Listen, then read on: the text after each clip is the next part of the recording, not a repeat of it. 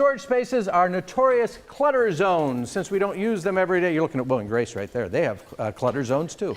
I'm almost sure of it. Since we don't use them every day, these storage spaces are easy to ignore until you try to get something out of them. Yeah, organizing expert Helen Cassandra Austin is back with us with some tips to help us get organized, and you do such a good job. Sometimes it just seems like such a big space and so much to tackle. Yes. So we can do it. You can. You can get overwhelmed really fast. You know, the other problem is you can go down memory lane really fast, and that can be good in the sense of like happy memories and then bad, but then you stall all progress. So the first thing is to try and make attempts to purge before perfectly, organizing stuff together.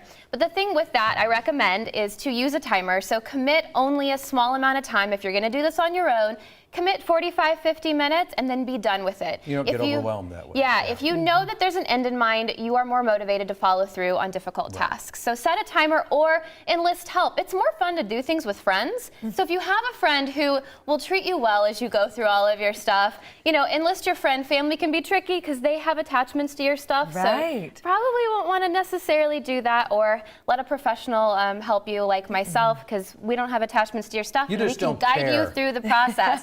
We know the right questions to ask to help you think about it. So it can make a difference. But the next, the containers. This is where a lot of people go wrong. So organize and sort, and then go buy your containers. First thing, don't buy huge containers. You might have a few random things that need those monster-sized containers, but most of the time you just want medium size. You can lift them.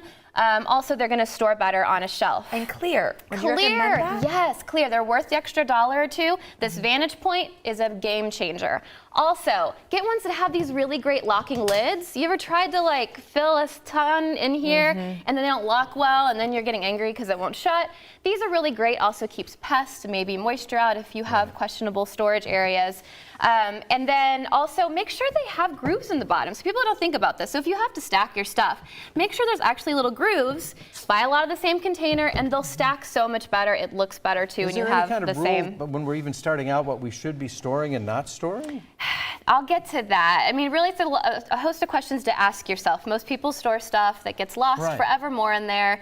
And I'll get to that in 1 second here. But the other part about storing, another one is these are great for linens. And pillows and large sleeping bags, not clothes. These are flexible storage bags. And they're breathable. From Ziploc, they're breathable. Yeah. That's why that vacuum thing that people like to do can damage your fabrics. So you have to be really careful with that. It can be really kind of nice, but I hesitate because I don't want things to be damaged, and that's a whole part of good storage. And then label liberally. This is the only time you want to be over specific.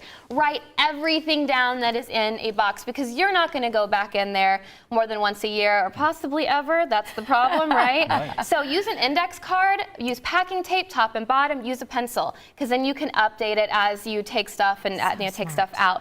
But then, okay, back to what you asked. Hesitate to put anything in storage. Hesitate. Ask yourself, am I going to actually get back and use this in the next year? If you're not, is it replaceable?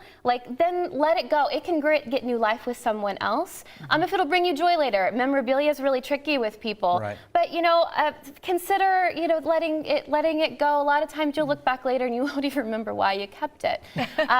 Or if you're going to keep memorabilia, label it clearly so that you can go down and be sentimental and reminisce about wonderful times. But if you just place it indiscriminately in storage, it's just going to overwhelm you later. And sadly, that's what so many of us do. Yep.